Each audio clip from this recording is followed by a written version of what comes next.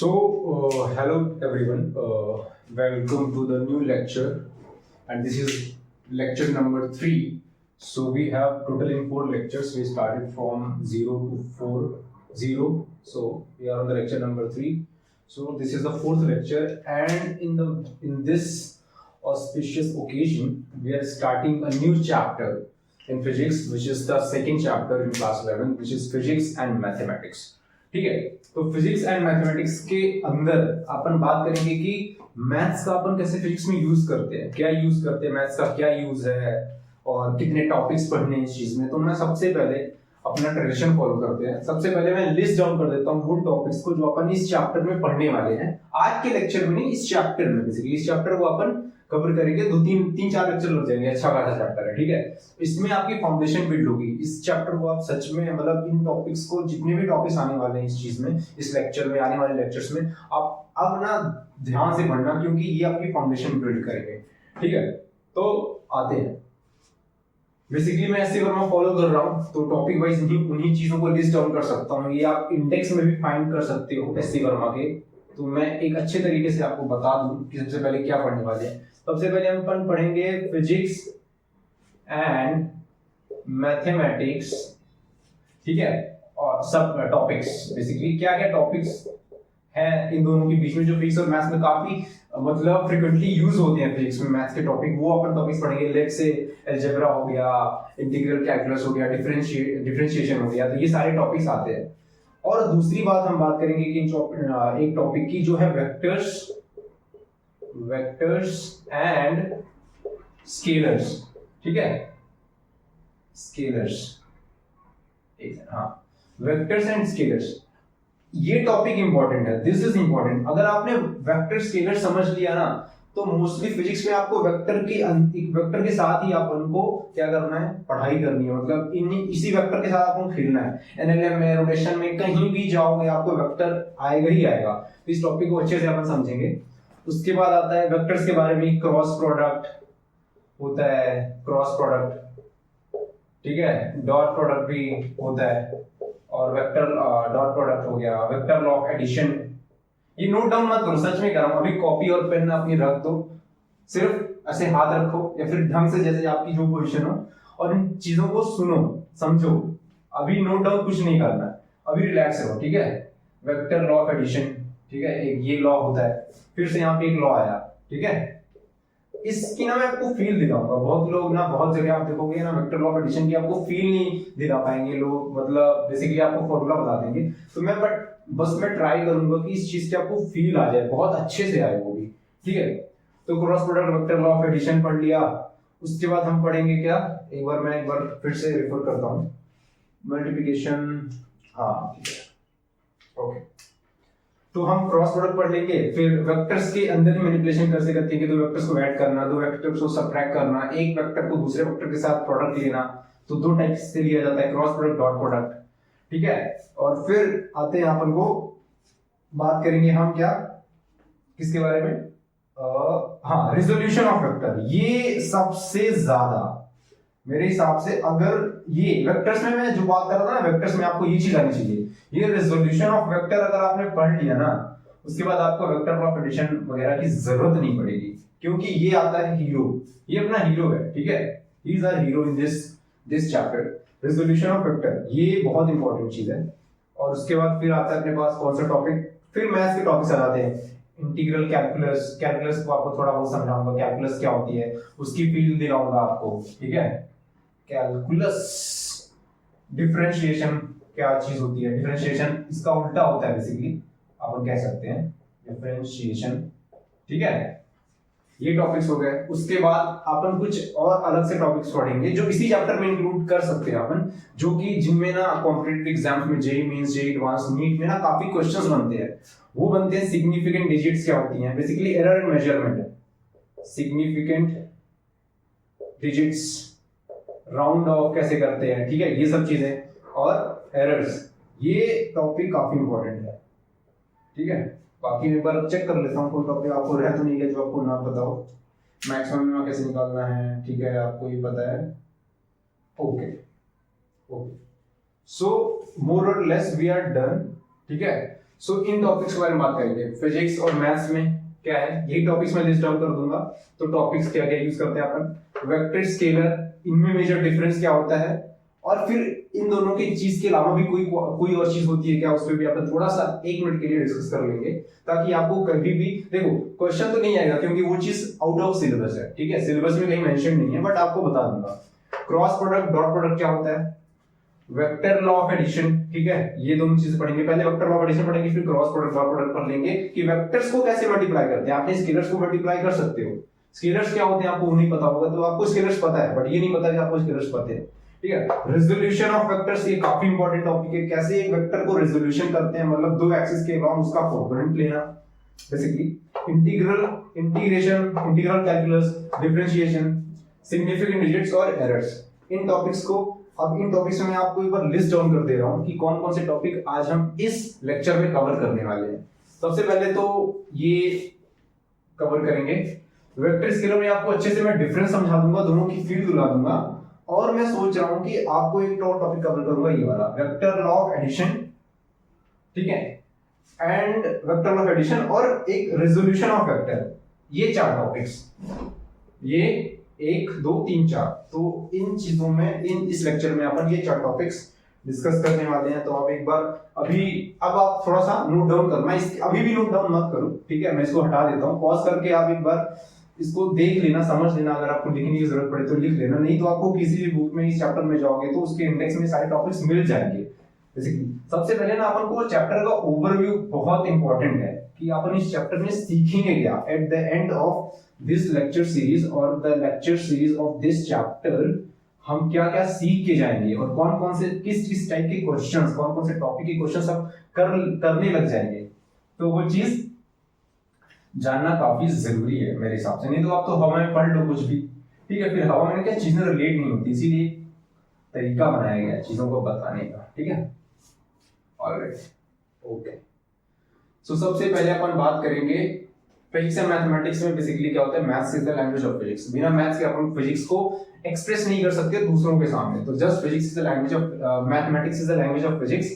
ये मैं आपको कैसे बताऊं, मान लो आपने कोई थ्योरी बना ली, कुछ भी बना लिया, तो आप थ्योरी को ना बहुत अलग अलग वर्ड्स में इंटरप्रेट कर सकते हो, ठीक है। मतलब एक बंदा आया कुछ अलग बोल रहा है, एक S1 आया, S2 आया कुछ अलग बोल रहा है, S3 आया कुछ अलग बोल रहा है, तो थ्योरी वाली चीज को ना अपन अलग अलग तरीके से एक्सप्रेस किया जा सकते हैं। बट यहाँ पे आती है मैथ्स, ठीक है। मैथ्स क्या बोलती है कि भाई मेरा यूज करो तुम लोग, I am the language of physics, मेरा यूज करो और एक इक्वेशन लिखो, एक इक्वेशन या कोई एक एक्सप्रेशन लिखो जिसको एक ही तरीके से यूनिक इंटरप्रिटेशन हो पाएगी उसकी, यूनिक इंटरप्रिटेशन हर इंसान के लिए, समझे, यूनिक इंटरप्रेट वो कर पाएगा उस पर्टिकुलर लॉ या उस पर्टिकुलर थ्योरी को। तो मैथ्स वहां काम आती है बेसिकली, ठीक है। तो अपन अगर नॉर्मल प्लेन इंग्लिश में कुछ चीजें लिख देंगे या प्लेन लैंग्वेज में कुछ चीजें लिख देंगे तो इंसान को समझने में तकलीफ हो सकती है, फिर अलग अलग तरीके से समझ सकता है। इसका नॉर्मल सा एग्जांपल देता हूं कि आपने क्लास 8 9 10 अभी जब जो आप करके आए हो उसमें क्या होती है, इंग्लिश में पोएम होती थी, नोट डाउन मत करो, बस एक स्टोरी बता रहा हूं। इंग्लिश में क्या होती थी, पोएम्स होती थी, तो उन पोएम से क्या अपने जो इंग्लिश वाले टीचर होते थे तो वो क्या करते थे कि बेसिकली कोई भी एक लाइन पकड़ लेते थे, कोई वर्ड ही पकड़ लिया, ठीक है, पोएट क्या सोच रहा होगा इस वक्त, ठीक है, उस पर्टिकुलर लाइन को 1 घंटे के लेक्चर में बता रहे हैं, बट हो सकता है पोएट ने कुछ सोचा ही ना हो सकता है, मतलब कुछ सोचा ही ना हो भाई, उसने ऐसे ही लिख दिया, ठीक है। सो अभी मुझे कोई लाइन याद नहीं आ रही तो मैं पर्टिकुलर एग्जांपल नहीं दे रहा हूं, बट आपने देखा होगा ना कि एक डेढ़ मतलब 3 4 4 लेक्चर होते थे, 3 लेक्चर में आप ये टॉपिक खत्म कर दोगे ना, उतने लेक्चर में वो पूरी एक पैराग्राफ, 4 लाइन का पैराग्राफ, मेरे सर थे इंग्लिश के टीचर, बहुत जबरदस्त टीचर थे वो, मतलब अभी भी बहुत अच्छा पढ़ाते हैं वो। So he used to teach us like, तो बहुत अच्छे फील्ड में चले जाते थे वो, मतलब मुझे इतना पसंद नहीं थी वो सब चीजें करना कि उसको इतना इंटरप्रेट करना, but I like his way of teaching that. So वो बहुत अच्छा पढ़ाते थे, तो उस कॉन्टेक्स्ट में बता रहा हूँ कि कोई अगर प्लेन टेक्स्ट में लिखी चीज तो उसको 1000 तरीके से लोग इंटरप्रेट कर सकते हैं, ठीक है, कि मतलब जो पोएट है उसको what does he mean to say by these lines, एक लाइन लिख दी आप उस पे 200 वर्ड्स का वो लिख रहे हो, पैराग्राफ लिख रहे हो, ये मतलब हो सकता है, ये मतलब हो सकता है, कोई दूसरा आएगा, एलियन आएगा, उसी लाइन को पढ़ेगा, कोई दूसरा मतलब निकाल लेगा। So it does not make sense unless there is maths, ठीक है। अब कोई चीज मैथमेटिकल फॉर्म में लिखी है तो उसका एक ही मतलब निकलता है, ठीक है, तो इसलिए math is the language of physics, ठीक है। कि भाई उसका इंटरप्रिटेशन सही सही ढंग से निकले। तो बस इतनी सी बात थी इस टॉपिक में, और मैंने आपको पूरा पूरा बता दिया। अब आपको अगर कुछ नोट डाउन करना हो तो नोट डाउन कर लो, जो आपको समझ आया ना इस टॉपिक में वही नोट डाउन कर लो। यहाँ से क्वेश्चंस नहीं बनने वाले, ठीक है, कि व्हाई डू वी से maths is the language of physics, यहाँ से क्वेश्चन नहीं बनने वाले, बट एक समझ के लिए आपको अंडरस्टैंडिंग हो आप इसको, इस चीज की ये टॉपिक ही आया क्यों फिजिक्स में, केमिस्ट्री की नहीं मैथ्स ही क्यों आया, तो उसके लिए मैंने आपको ये क्लियर कर दिया, ठीक है। अब अपन आते हैं असली टॉपिक्स पे। अब आते हैं वेक्टर्स, स्केलर्स एंड वेक्टर्स पे आते हैं, ठीक है। ये काफी अच्छा टॉपिक है, vectors and scalars, scalars and vectors basically. So चलो ठीक है, ये मैं रख देता हूं इसको अभी। सबसे पहले क्या होता है कि देखो हमारी लाइफ में बहुत सारी फिजिकल क्वांटिटीज हैं, बहुत सारी, ठीक है। अब उन फिजिकल क्वांटिटीज को अपन डिवाइड करेंगे दो पार्ट्स में, स्केलर्स और वेक्टर्स में, ठीक है। तो अब देखो एक टाइप के लोग होते हैं, एक स्केलर टाइप के जो लोग होते हैं, जो स्केलर टाइप के लोग होते हैं, उनमें क्या होता है, they only have one thing, only have magnitude, ठीक है। मैग्नीट्यूड होता है बस। सर मैग्नीट्यूड के अलावा और क्या हो सकता है, उनकी डायरेक्शन भी हो सकती है, ठीक है। So scalars are the physical quantities which only have their magnitude, मतलब उनकी पूरी इंफॉर्मेशन अपन सिर्फ मैग्नीट्यूड देके एक्सप्रेस कर सकते हैं। All such quantities are scalar quantities. Example के तौर पे आप देख लो, example let's say mass is a scalar quantity. 5 kg आपने बोल दिया, that's done, 5 kg is 5 kg, ठीक है। मास हो गया, वॉल्यूम हो गया, ठीक है। ये सारी स्केलर क्वांटिटीज हैं बेसिकली। 5 kg, ठीक है, तो इसका एग्जांपल लेता हूं 5 kg, और इसका एग्जांपल लेता हूं मैं 5 लीटर्स, ठीक है। So scalars are those physical quantities which only have magnitude, और in other words we can say कि स्केलर्स वो क्वांटिटीज हैं जिसको हम केवल और केवल मैग्नीट्यूड जरूरी होता है, उससे अपन उसको पूरी इंफॉर्मेशन एक्सप्रेस कर सकते हैं। अब वेक्टर्स पे आता हूं। वेक्टर्स कमाल की चीज है, ठीक है। आई क्यों इसका जरूरत क्यों पड़ा, वो भी सब कुछ बहुत अच्छे से समझे यहाँ पर, ठीक है। तो वेक्टर्स के दो प्रॉपर्टीज होती हैं। मैग्नीट्यूड तो होता ही होता है, बिना मैग्नीट्यूड के अपन बात ही नहीं कर सकते। कोई अपन को बोल दे कितना मास है, या फिर कितने डिस्टेंस है, या फिर उसकी स्पीड कितनी है, इसकी वेलोसिटी कितनी है, उसका एक्सीलरेशन कितना है, तो मैग्नीट्यूड तो इंपॉर्टेंट है ही। इन दोनों में कॉमन है, मैग्नीट्यूड तो इंपॉर्टेंट है ही हर फिजिकल क्वांटिटी के लिए। दूसरा होता है कि they also need direction to get the full information, they also have direction with them, associated with them basically, ठीक है। सो वेक्टर्स वो क्वांटिटीज होती हैं जिनमें मैग्नीट्यूड भी होता है और डायरेक्शन भी होता है। अब बोलोगे फील नहीं आ रही है, फील क्यों नहीं आ रही, क्योंकि आपको एग्जांपल अभी बताया नहीं, मैंने एग्जांपल्स बताता हूं आपको, ठीक है। वेलोसिटी अपनी होगी, वेलोसिटी नहीं पता होगा आपको। वेलोसिटी इज बेसिकली किस डायरेक्शन में आप कितनी स्पीड पे जा रहे हो, वो वेलोसिटी वेक्टर या वेलोसिटी उसको रिप्रेजेंट करते हैं। दूसरी चीज हो गई अपने पास डिस्प्लेसमेंट हो गया अपना। डिस्प्लेसमेंट क्या होता है वो भी समझाऊंगा। ये अपन सारे ना, इनसे डरो मत, ठीक है। ये जो टर्म्स मैं बोल रहा हूँ इनसे आप डरो मत। इसको अपन अगले चैप्टर में जब अपन काइनेमेटिक्स इन 1D मोशन या 2D मोशन 1D पढ़ेंगे, तो काइनेमेटिक्स जब पढ़ेंगे तो आप इन टॉपिक्स को अच्छे से डिटेल एनालिसिस करेंगे कि इन चीजों का मतलब क्या होता है एग्जैक्टली, ठीक है। यहाँ पे स्पीड के इक्विवेलेंट, स्पीड देखो, स्पीड और वेलोसिटी में क्या डिफरेंस है, वही डिफरेंस है जो स्केलर और वेक्टर में है। स्पीड का सिर्फ मैग्नीट्यूड होता है, कोई डायरेक्शन अपन इसको एसोसिएट नहीं कर सकते। और वेलोसिटी का क्या होता है, डायरेक्शन भी होता है और मैग्नीट्यूड भी होता है। Basically velocity is speed with direction, with some direction, मतलब डायरेक्शन की अगर आपने इन्फो दे दी तो दैट स्पीड बिकम्स वेलोसिटी, ठीक है। वेलोसिटी डिस्प्लेसमेंट हो गया, तो आप एक बार इसको नोट डाउन कर लो पॉज करके। स्केलर्स वो होते हैं इनका मैग्नीट्यूड होता है, केवल मैग्नीट्यूड होता है। वेक्टर्स जो होते हैं उनका मैग्नीट्यूड डायरेक्शन होता है। एक और चीज है वेक्टर्स में थोड़ी सी मतलब थोड़ा सा डाउट आता है, they also follow vector law of addition. अब ये क्या होता है, ये क्यों लाया गया? अभी तो आप यही बोल रहे थे, आप पूछोगे कि सर आप तो अभी तक यही बोल रहे थे कि केवल मैग्नीट्यूड होता है, केवल डायरेक्शन होती है, तो ये तीसरा चीज क्या आ गई, तीसरी प्रॉपर्टी क्या आ गई, वेक्टर लॉ ऑफ एडिशन, ठीक है। ये एक बार लिख लो आप, फिर बताता हूँ। एक बार आप अभी के लिए लिख लो, अभी आप अपनी जो आपको बोला था पेन मत उठाओ, पेन उठाओ और एक बार इसको पॉज करके एक बार लिख लो, अपने वर्ड्स में लिख लो। बेसिकली आपको जो समझ आया, ठीक है, और आपको अगर कुछ समझ नहीं आया तो आपको जो यहाँ पे लिखा है उसी फॉर्म में ऐसे लिख लो, ठीक है। ओके, पॉज करके लिख लेना, मैं इसको हटा रहा हूँ, ठीक है। ओके, सो स्केलर्स के बारे में बात की हमने कि सिर्फ मैग्नीट्यूड होता है, वेक्टर्स के पास मैग्नीट्यूड होता है, डायरेक्शन भी होती है, और एक प्रॉपर्टी होती है, vector law of addition follow करते हैं। इन चीजों को ना सच में अच्छे से समझते चलो, क्योंकि आने वाली फिजिक्स में, आने वाले चैप्टर्स में इनका काफी जबरदस्त यूज होगा, स्पेशली वेक्टर्स का।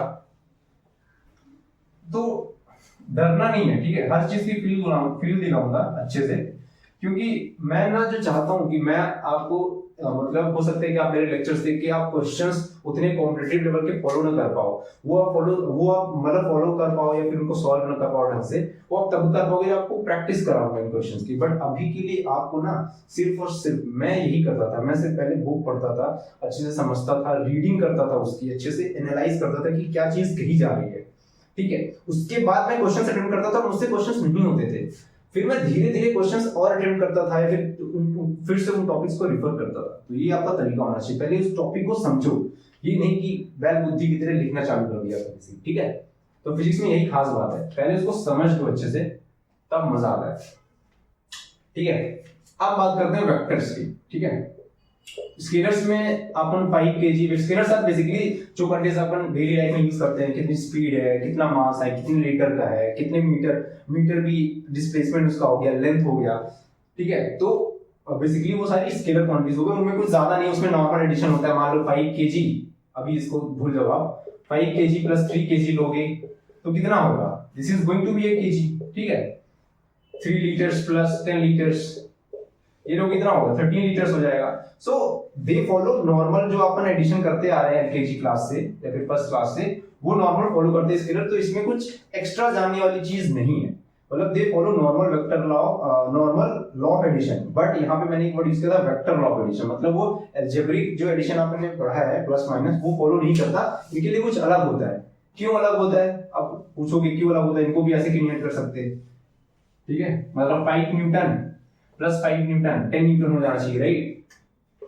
मतलब आपके हिसाब से 5 newton plus 5 Newton, Newton is the unit of force, तो अपन ने पहले यूनिट्स ऑफ मेजरमेंट में डिस्कस किया था, तो this should be 10 Newton, right. नहीं होता ऐसा नहीं होता, क्योंकि इनके साथ ना डायरेक्शंस भी एसोसिएटेड होती हैं। अब इसका कैसे मतलब है, ये 5 न्यूटन कुछ भी हो सकता है, ये 10 न्यूटन से लेके 0 न्यूटन तक कुछ भी हो सकता है, मतलब इसकी रेंज में कुछ भी हो सकता है, समझ रहे हो आप, anything is possible. 5 newton plus 5 newton can be anything from 0 newton to 10 newton. कैसे पॉसिबल है ये बताता हूं आपको। मान लो एक बॉल है आपके पास, ठीक है, एक क्रिकेट बॉल है, आपका एक दोस्त है जो इसको पकड़ के इधर खींच रहा है इस डायरेक्शन में, और आपका एक दूसरा दोस्त है जो इसको पकड़ के इस डायरेक्शन में खींच रहा है, ये बॉल है। और मान लो ये जो खींच रहा है वो लगा रहा है मान लो 50 न्यूटन का फोर्स, और ये भी लगा रहा है 50 न्यूटन का फोर्स, ठीक है। बॉल की बीडी पे आते हैं, बॉल के ऊपर नेट फोर्स कितना लग रहा है, इन दोनों का वेक्टर लॉ क्या होता है, वेक्टर लॉ ऑफ एडिशन, मतलब इन वेक्टर सम। बेसिकली ये 50 न्यूटन का फोर्स इधर लगा रहा है और ये 50 न्यूटन का फोर्स इस डायरेक्शन में लगा रहा है, मतलब दो 50 न्यूटन के फोर्सेस का जो सम है, जो उन दोनों को ऐड करने पे बॉल पे जब वो दोनों फोर्स लग रहे हैं तो उनका नेट रिजल्टेंट कितना आ रहा है, 0 न्यूटन। मतलब ये बॉल यहीं पे पड़ी रहेगी, मतलब अगर ये दोनों ना होते और बॉल यहाँ खाली पड़ी होती तो उसकी स्टेट जो है और अभी की बॉल की जो स्टेट है वो लगभग सेम, वो दोनों सेम स्टेट होती है। मतलब इसको 0 न्यूटन लग रहा है, मतलब अभी आपने 50 न्यूटन प्लस 50 न्यूटन क्या प्रूव कर दिया, 0। अब दूसरे एग्जांपल में आओ कि मतलब मान लो कि एक बॉल है, इसी को 50 न्यूटन से खींच रहा है, ये मान लो 25 न्यूटन इसने स्टार्ट कर दिया। अभी लिखो मत इस चीज को, बस एग्जांपल दे रहा हूं, किसको नोट डाउन मत करो। 50 न्यूटन मैं बताऊंगा आपको, जब भी नोट डाउन करना होगा मैं पॉज बोलूंगा, पॉज करो और नोट डाउन करो, जब तक नहीं बोलता तब तक आप सिर्फ सुनो ध्यान से।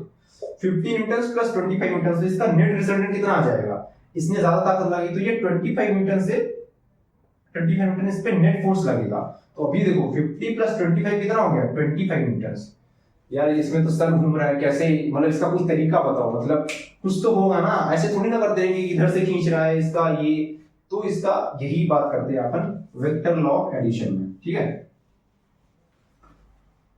वेक्टर्स को सबसे पहले अपन बात कर लेते हैं कैसे रिप्रेजेंट करते हैं। वो सारी चीजें मतलब जो कन्वेंशनल चीजें हैं जो कुछ भी हो सकती थी बट एक कन्वेंशन है, तो उसको अपन पहले सीख लेंगे, ठीक है। अब वो मत पूछना कि वो ऐसा ही क्यों होता है, ऐसा ही होता है। सो वेक्टर्स को रिप्रेजेंट किया जाता है। मान लो अपने पास एक वेक्टर है ए बी वेक्टर, तो ए बी वेक्टर को ऊपर ऐसे एक डायरेक्शन एक डॉट ये लगा देते हैं, या फिर नॉर्मल टेक्स्ट बुक में आपने देखा होगा क्या होता है, दूसरा एक चीज होता है ए बी को ना एकदम बोल्ड कर देंगे और कैपिटल्स में कर देंगे, मतलब ए बी को एकदम ऐसा बोल्ड कर देंगे और कैपिटल्स में कर देंगे। This is for just for the information purpose, ये कभी इस पे क्वेश्चन नहीं आएगा एक, क्योंकि ये जस्ट कन्वेंशन है, ठीक है। सो ए बी को या तो ऐसे कर लो या तो ए बी को बोल्ड कर दो। एक और तरीका होता है नॉर्मल, मतलब स्मॉल लेटर से रिप्रेजेंट करते हैं, ए ऐसे रिप्रेजेंट कर सकते हैं या फिर नॉर्मल इसको बोल्ड कर देते हैं, ठीक है। ये तरीका होता है लोगों का रिप्रेजेंट करने का किसी भी वेक्टर को, ठीक है। अब वेक्टर जैसे मान लो ये ऐसे रिप्रेजेंट करते हैं, मान लो है तो इसको बोल देंगे ए B vector. Let's say A B vector is in this direction, और मान लेते हैं कि A B vector is equal to 3 newton, और यहां पे भी ऐसा साइन लगाते हैं, ठीक है। अब इसका मतलब क्या हुआ, इस देखो अब एक इसकी टेल है और एक इसकी हेड है। एक वेक्टर को ऐसे रिप्रेजेंट कर देते हैं, एक एरो सिंबल की तरह रिप्रेजेंट करते हैं, जहां पे इसकी टेल स्टार्ट होती है, जस्ट उसको स्टार्टिंग पॉइंट मान लेते हैं, और जो हेड है उसका एंड मतलब एंड पॉइंट मान लेते हैं, मतलब ये एंड पॉइंट है स्टार्टिंग पॉइंट जो भी आप मान सकते हो। अब इसका मतलब क्या है, मतलब ये ऐसे क्यों रिप्रेजेंट किया गया, मतलब ये जस्ट एक रिप्रेजेंटेशन कि भाई हमारे पास कोई चीज है जिसकी एक डायरेक्शन है, ये एरो सिंबल जो डिनोट करता है ये तो बस डायरेक्शन डिनोट करता है कि इसकी एक डायरेक्शन है, और ये इतना बड़ा क्यों, ठीक है। मतलब जितना बड़ा अपन रिप्रेजेंट कर रहे हैं रफली, उसका मतलब ये होता है कि उसका उतना मैग्नीट्यूड है। मैग्नीट्यूड क्या है ना, वेक्टर्स का डायरेक्शन और मैग्नीट्यूड है। मान लो 3 न्यूटन को अपन को इतने से रिप्रेजेंट करते हैं, तो अपन को अगर कोई बोला कि चलो 5 न्यूटन से रिप्रेजेंट करो, तो अपन इससे थोड़ा बहुत अपने हिसाब से मतलब कॉमन अंडरस्टैंडिंग से ऐसा इतना बड़ा कर देंगे कि ये दिस इज 5 न्यूटन वेक्टर। समझ आ रहा है आपको? आप नहीं कर सकते, आप छोटा भी कर सकते हो, आपकी समझ के हिसाब से है। आप जब वेक्टर्स को ऐड कर रहे हो या कुछ कर रहे हो तो आपकी समझ के हिसाब से आप क्या करना चाहते हो, ठीक है। सो ऐसे प्रेजेंट किया जाता है, उनको डिनोट ऐसे किया जाता है। वेक्टर्स के लिए एक एरो खींच दो बस, ठीक है। अब वेक्टर समझ आ गया आपको कि वेक्टर्स ये चीजें होती हैं जिनकी भाई क्या होती है, डायरेक्शन होती है, जिनका vector law of addition follow करते हैं, और क्या मैग्नीट्यूड तो सबका होता है, ठीक है, सबका होता है, ठीक है। इन सबको डिस्कस करने के बाद अपन एक और क्वांटिटी डिस्कस करेंगे, टेंसर क्वांटिटीज। वो अलग होती हैं, वो सिलेबस में नहीं है यहाँ पे, बट फिर भी मैं उसको थोड़ा सा डिस्कस करूंगा नॉलेज पर्पस के लिए, ठीक है। अब अपने पास वेक्टर्स हो गए। अब vector law of addition, vector law of addition, writing अच्छी होती जा रही है मेरे लेक्चर ना, ठीक है। So vector law of addition पे आते हैं। मान लेते हैं कि अभी अपने पास मान लो एक वेक्टर है, मान लो ए वेक्टर, मतलब इसको मान लेते हैं ऐसा ए वेक्टर, ठीक है।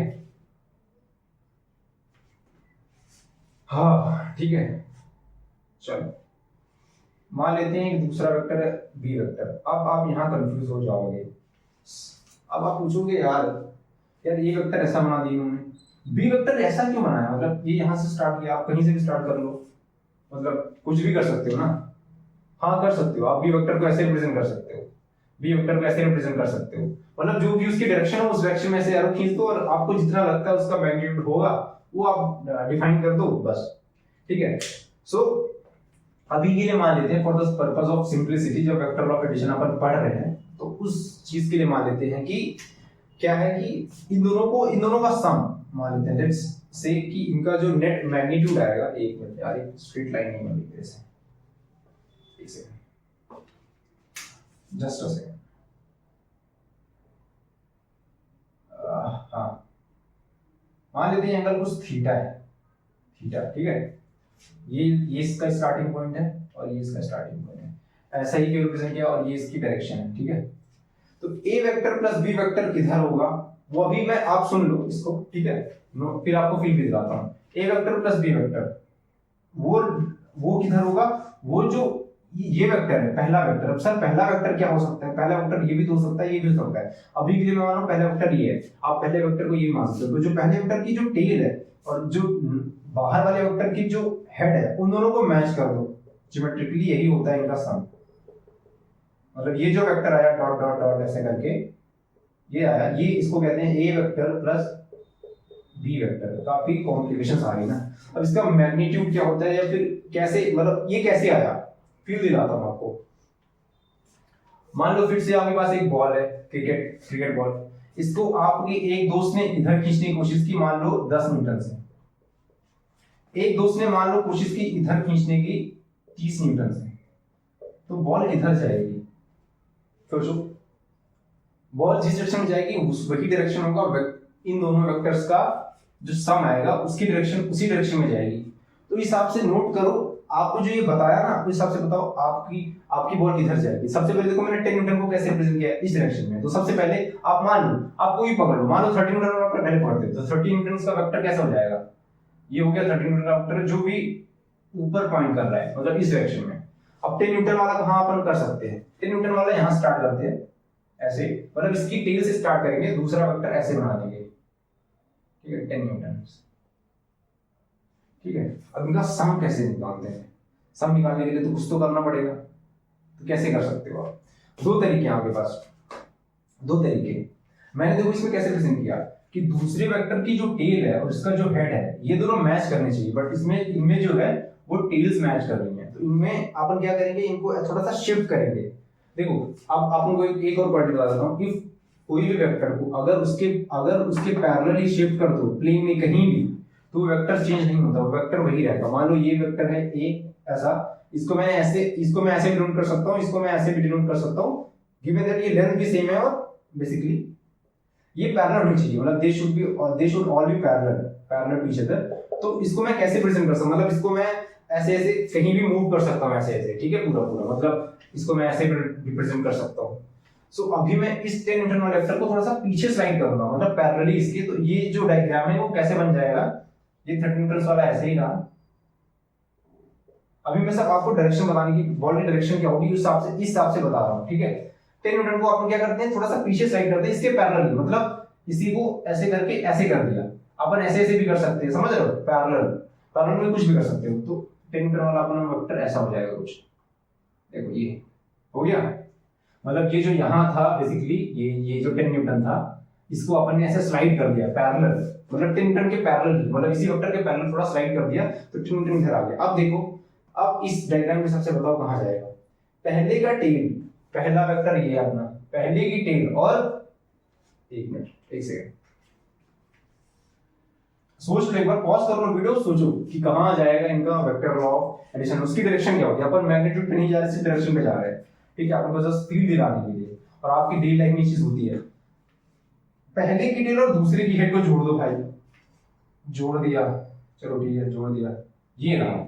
तो ये 30 न्यूटन था, ये नेट फोर्स आ गया इसके ऊपर, उसकी डायरेक्शन आ गई, मतलब ये कुछ इस डायरेक्शन में जाएगा, मतलब ऐसा, ये जो नेट बॉल जाएगी, ये बॉल इस डायरेक्शन में जाएगी, मतलब कोई इसको ऐसे खींच रहा है और कोई इसको ऊपर की तरफ खींच रहा है, तो बॉल कुछ ऐसे जाएगी इस डायरेक्शन में, समझ आया, फील भी आ रही है, कोई बॉल को ऐसे खींच रहा है कम फोर्स से, कोई उसको ऊपर उठाने की कोशिश कर रहा है, तो बॉल थोड़ा सा मतलब इस डायरेक्शन में भी आएगी, क्योंकि इसका भी थोड़ा सा इफेक्ट आएगा, और बॉल ऊपर तो जाएगी क्योंकि ये 30 न्यूटन वाला उसको ऊपर से खींच रहा है। अब देखो मैंने क्या किया, देखो ये एंगल देखो थोड़ा सा आपको फील भी दिलाता हूँ, ये एंगल देखो और ये एंगल देखो, इनमें से कौन सा बड़ा मैंने बनाया, मैंने जानबूझ के बनाया बड़ा, कौन सा एंगल बड़ा बनाया, ये वाला एंगल मान लेते हैं, ठीक है, तो मान लेते हैं θ1 है और ये θ2 एंगल है।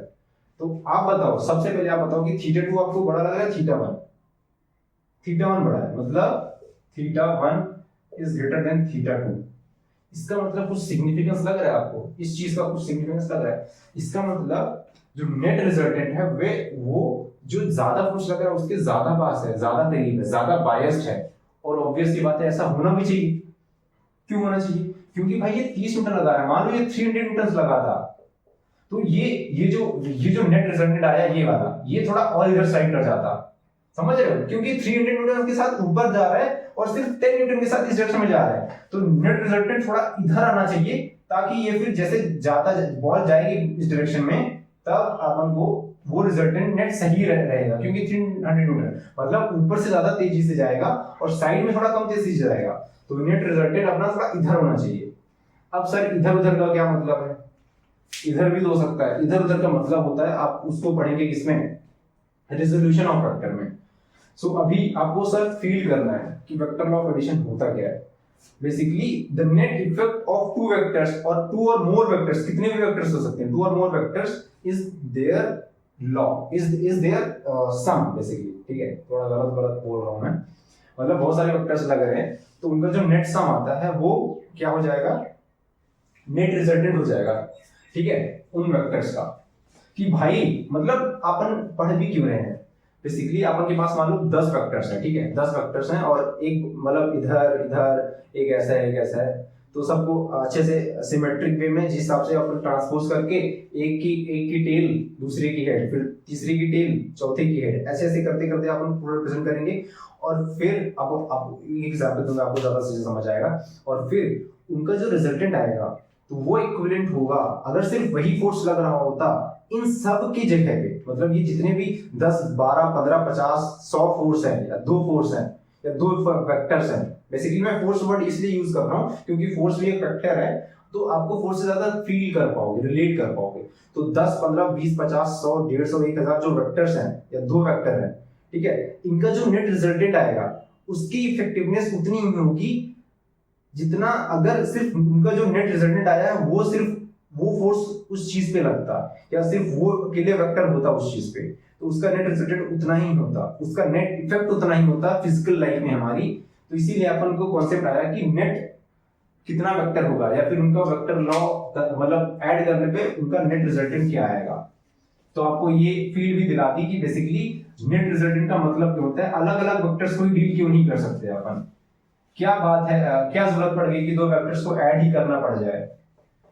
तो बेसिकली चीजों को और सिंपल बनाने के लिए कि भाई हमारे पास 50 वेक्टर है, मैं 50 वेक्टर से डील नहीं कर सकता एक एक करके, मैं क्या करूंगा उन सब को एक बार में ऐड करूंगा और जो नेट रिजल्टेंट आएगा मैं सिर्फ उससे डील करूंगा कि भाई तू आ मेरे पास। ठीक है, okay. So now what do we have, basically vector of addition अपन ने पढ़ा। सो अभी के लिए मान लेते हैं कि अभी के लिए क्या मानते हैं, ठीक है, ये चीज पढ़ लिया अपन ने, अपन को क्या उसके बाद करना है, अपन को आपको क्या समझाऊं उसके बाद में जिससे आपको और अच्छे से पता लगे ये चीज को। मतलब मैं मैथमेटिकल फॉर्म में नहीं जा रहा जो आपको नोट डाउन करना पड़े, आपको बस फील दिलाने के लिए जा रहा हूँ। मान लेते हैं कि आपने अपने पास, चलो ठीक है, आप एक बार कॉपी पेन उठाओ, अब मैं जो लिखने जा रहा हूँ उसको नोट डाउन कर लो अपने नोट्स के लिए। ठीक है, अब vector law of addition follow करते हैं। बेसिकली मान लेते हैं वेक्टर है ए वेक्टर, ठीक है, अब लाइन बनने लगी मेरे से। ठीक है, ये दूसरा वेक्टर है बी वेक्टर, ठीक है, दूसरा वेक्टर है बी वेक्टर, या फिर इसको ऐसे करते हैं थोड़ा अच्छे से आपको समझने के लिए। ओके, तो मान लेते हैं this is point A, this is point B, तो इसको ऐसे रिप्रेजेंट कर सकते हैं। इसको मान लेते हैं ए बी वेक्टर है और ये पॉइंट है, मान लेते हैं let's say A B A D D है, इसको मान लेते हैं अपन ए डी वेक्टर है। ठीक है, तो इन दोनों का रिजल्टेंट कैसे निकालेंगे, और इन दोनों के बीच का जो एंगल है वो थीटा है। ठीक है, तो अपन क्या करेंगे, देखो ये जो ए डी वेक्टर है ना, या कुछ भी कर सकते हो आप, ए बी को भी पैरेलली यहाँ पे शिफ्ट कर सकते हो। मैंने क्या बोला, सबसे पहले अपन को वेक्टर्स का क्या करना है, एक की टेल दूसरे की हेड के साथ मैच करनी चाहिए। तो या तो आप ए बी को उठाओ यहाँ से और ऐसे रख दो, तो इसकी जो टेल है इसकी हेड के साथ मैच कर जाएगी। या आप दूसरा क्या कर सकते हो, इसको उठाओ और इसको ऐसे यहां रख दो। तो मैं अभी के लिए क्या करूं, मैं एडी को उठा रहा हूं, तो एडी को उठाया मैंने और एडी को मैंने इसके पैरेलल ही मान लो ऐसे कर दिया। आप समझो मेरी मतलब फील को। तो बेसिकली एडी को उठाया तो यहाँ पे जो ए और डी हुआ और ऐसा हुआ, तो एडी को उठा लिया। ठीक है, अब नेट रिजल्टेंट बनाना है, तो मैं क्या करूंगा, इनको थोड़ा मैथ में जाते हैं थोड़ा। ठीक है, ये बी पॉइंट है तो इसको मैं ऐसे इस डायरेक्शन करूंगा और यहां से एक नॉर्मल ड्रॉ करूंगा, नॉर्मल परपेंडिकुलर।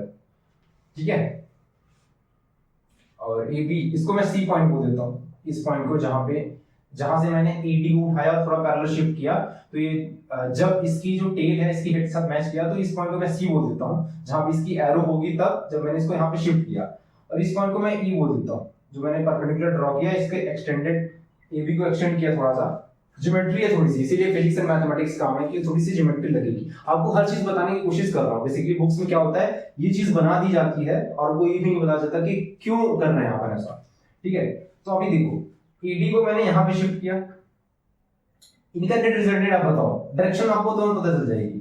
मतलब आप उनको एक्चुअल डायरेक्शन नहीं पता लगेगी, एक्चुअल जो एंगल है उनके बीच कितना होगा वो नहीं पता लगेगा, बट आपको लगभग ज्योमेट्रिकली आप बता सकते हो कि ये उनका वेक्टर सम का डायरेक्शन होगा। ठीक है, तो ए बी इधर है और ए डी इधर है। मैंने आपको ऊपर मैंने क्या बोला था, एक की टेल से स्टार्ट करो, दूसरी के हेड को जोड़ दो।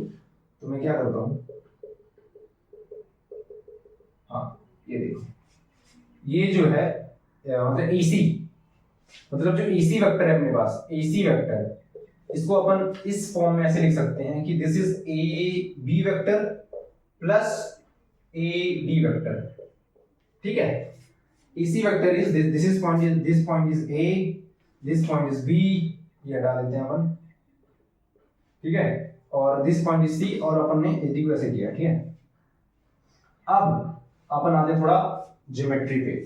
सबसे पहले क्या करेंगे, एबी की लेंथ कुछ होगी, एडी की लेंथ कुछ होगी, तो एसी की लेंथ देखो आपको लग रहा है कि इससे थोड़ी ज्यादा है, कम भी हो सकती है, और एबी और एडी दोनों से कम हो सकती है, बट कितनी कम है कितनी ज्यादा वो अपन मैथमेटिकल फॉर्म में लिखेंगे। इसीलिए अपन, ये फिजिक्स है, अभी मैथ्स आएगी, जब मैथ्स आएगी, क्वेश्चन आएंगे, तब आपको क्लियर हो जाएगा, क्योंकि मैथ्स एकदम सही सोल्यूशन देगी आपको। तो अभी के लिए मान के चलते हैं।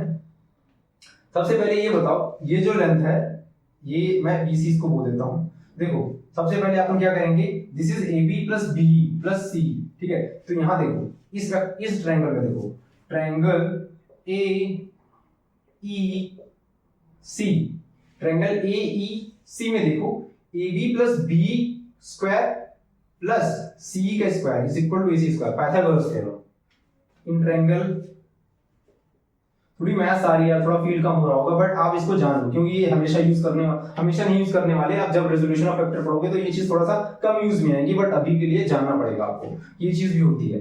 ठीक है, तो क्या बोल रहा हूं मैं, in triangle ABC, A B plus BE, A B plus BE का whole square, A B plus B मतलब ए प्लस ईसी, EC का whole square, that is equal to how much, that is equal to AC का square.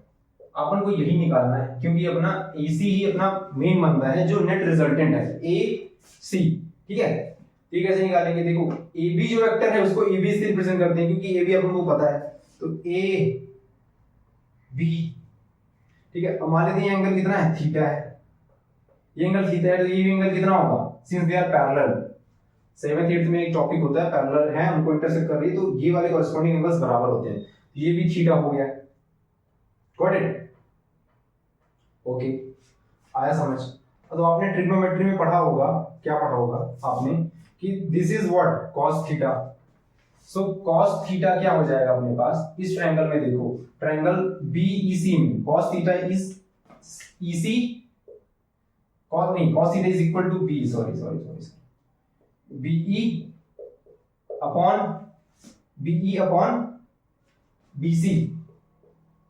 ठीक है, यहाँ पे अपन को जो B मिला वो एक्सटेंडेड से मिला, तो अपन को BE का मतलब नहीं है, बट अपन को BC पता है। BC क्यों पता है, क्योंकि BC का जो मैग्नीट्यूड है वही AD का मैग्नीट्यूड है, क्योंकि अपने AD को ही ट्रांसपोज किया है पैरेलल, तो BC मिला अपन को, मतलब BC को BC नोट कर रहे हैं। सो BC, तो BE क्या हो गया, BC cos थीटा। तो BC cos थीटा को मैं लिख सकता हूं क्या, AD cos theta, AD cos theta इसका होल स्क्वायर प्लस CE का होल स्क्वायर। ठीक है, अब CE क्या है यहाँ पे अपने पास, ये जो CE है, एक सेकेंड, हाँ, मतलब this square plus this square is this square, plus में CE का होल स्क्वायर। ठीक है, ओके इज इक्वल टू क्या हो गया, AC का होल स्क्वायर। थोड़ा सा नोट डाउन कर लो इसको, एक बार के लिए नोट डाउन कर लो अपने तरीके से। तो मैं आगे आपको एक सेकेंड आपको यही बता देता हूँ, इसको मैं हटा नहीं रहा हूँ, ताकि आपको एक बार में जब लास्ट में जब अपने पास जब पूरा एक्सप्रेशन आ जाएगा, तो उसके बाद फिर अपन एक पॉइंट से फिर से गो थ्रू करेंगे, और आपको जहां भी डाउट हो आप कमेंट करना, मैं उसका तुरंत का तुरंत रिप्लाई कर दूंगा। ठीक है, अच्छे से, मतलब तुरंत, मतलब कि जब भी मुझे टाइम मिलेगा। ठीक है, अब देखो अपने पास CE भी अलग से ही आया है, तो CE को भी हटाना है अपन को। बेसिकली सब कुछ क्या करना है, AD और EB की टर्म्स में लाना है।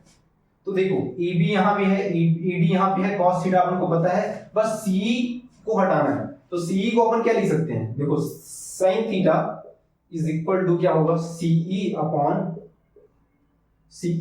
This hypotenuse which is BC, so which can also be written as CE upon AD। ठीक है, तो आ गया अपने पास CE का एक्सप्रेशन आ गया, which implies that, देखो यहाँ पे मैं इक्वल का साइन लगा, यहाँ पे implies का साइन लगा, इसका मतलब कुछ अलग है। This implies that CE equal to, this implies that CE is equal to AD sin theta। आया समझ? तो यहाँ पे CE को हटा दो और इसको पूरा खोल दो। खोलोगे तो क्या मिलेगा, सबसे पहले इसको खोलते हैं, खोलते हैं मतलब ब्रैकेट खोल देते हैं, ठीक है। ए बी का square A square plus B square plus 2ab plus A D का स्क्वायर, तो A D square into cos square theta plus क्या हो गया अपने पास 2ab, 2a इंटू बी, मतलब इसे a मानो इसे भी मानो, तो 2ab इंटू क्या हो गया AD cos थीटा, थोड़ा सा ये हो गया, ठीक है। ये अपने पास ये पूरा खुल के आ गया बेसिकली, दिस ये खुल के आ गया, प्लस में CE का स्क्वायर है, CE को अपन ने क्या लिखा है, ये देखो यहां से AD sin theta, so plus CE square मतलब a स्क्वायर AD का square into sin square theta, this is equal to what, EC का स्क्वायर। अपन को EC निकालना है, EC क्या है अपना नेट रिजल्टेंट AD और AB का, तो this is equal to AC का स्क्वायर, ठीक है। सारे वेक्टर फॉर्म में है, मैं वेक्टर नहीं लिख रहा हूं बट आप जान लो सारे वेक्टर फॉर्म में। अब एक बार इसको नोट डाउन कर लो, इसको देख लो। हाँ अब देखो मैं यहीं पे कर लेता हूं एक बार, ठीक, एक बार के लिए, ठीक है। सबसे पहले यहां से गया, ऐसे गया, ये आपको बताया थोड़ा, यहां से cos थीटा निकाला, फिर ऐसे, ये ऐसे, यहाँ पे नेट रिजल्टेंट अपना खत्म होगा। देखो AB स्क्वायर है, AB स्क्वायर लिखे हैं यहाँ पे, AB का स्क्वायर। अब अपन वेक्टर लगा देते हैं इसके ऊपर, क्योंकि ये वेक्टर था, ठीक है। अभी अपन को सिर्फ लेंथ ले रहा था, अपन वेक्टर लगाते हैं, प्लस देखो ED स्क्वायर और AD स्क्वायर कॉमन करोगे तो क्या बचेगा, cos square theta plus sin square theta which is 1, ठीक है। सो AD स्क्वायर बच जाएगा, यहाँ पे सिर्फ AD स्क्वायर बचेगा। कैसे बचेगा आप सोचो, क्योंकि मैंने जब AD स्क्वायर कॉमन किया तो cos square theta plus sin square theta वो 1 हो गया। उतना मैं नहीं लिख रहा, उतना आपको इमेजिन करना पड़ेगा, क्योंकि उतनी मैथ्स आनी चाहिए। अगर फिजिक्स के लिए आप जेई के लिए या नीट या जेई एडवांस के लिए आप प्रिपेयर कर रहे हो तो इतनी फिजिक्स को आपको समझना पड़ेगा बिना लिखे, ठीक है। प्लस क्या है 2ab इंटू cos थीटा, तो अपने पास 2ab vector into AD vector cos theta, या वेक्टर नहीं लिखता, मतलब बेसिकली AB इंटू AD, मतलब AB जो है इसका मैग्नीट्यूड है, ठीक है, ठीक है, इज इक्वल टू क्या हो गया अपने पास AC का स्क्वायर, ठीक है। अभी हम सिर्फ मैग्नीट्यूड कंसीडर कर रहे हैं,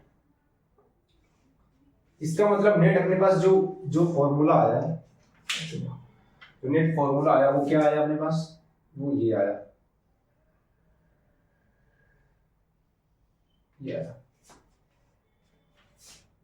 AB square plus AD square, एक second, AB square plus AD square plus 2AB AD cos theta is AC square. इसका मतलब क्या है कि दो वेक्टर्स का मतलब एक वेक्टर है एक वेक्टर है A1 वेक्टर और A2 वेक्टर है, तो इनका रिजल्ट क्या आएगा A1 square plus A2 square plus 2A1 A2 cos theta, वो रिजल्टेंट का स्क्वायर होगा। तो रिजल्टेंट क्या होगा, इसका स्क्वायर रूट ले लो। एक बार इसको पॉज करके नोट डाउन कर लो, अगर अपने तरीके से कर सकते हो तो अपने तरीके से कर लो, बाकी नहीं तो फिर यहां से कर लो, ठीक है। एक बार तो मैं इसको हटा रहा हूं, एक बार तो मैं भी लिखूंगा, ठीक है, वहीं यहीं से स्टार्ट करूंगा जो मैंने रेड में एनसर्कल किया था, तो उसको मैं आपको फिर से कर बता दूंगा। थोड़ी सी मैथ्स आती है, देखो मैथ्स आएगी, मैथ्स से डरो मत, maths is just to help us. अभी ये कोई बोल के चला जाता है ऐसे ही हवा में तो आपको समझ ना आता। अभी आप लोगों को क्या आ गया, EC को अपन ने क्या मतलब जो नेट रिजल्टेंट को अपन ने दोनों वेक्टर्स का जो मैग्नीट्यूड है उनके बीच की जो एंगल है उसके मतलब उसके टर्म्स में निकाल लिया। अब अपन को कोई भी कितना भी दो वेक्टर देते उनके बीच का एंगल देते अपन हमेशा निकालेंगे, अपन को डरने की जरूरत ही नहीं है, कोई भी जुगाड़ लगाने की जरूरत नहीं है।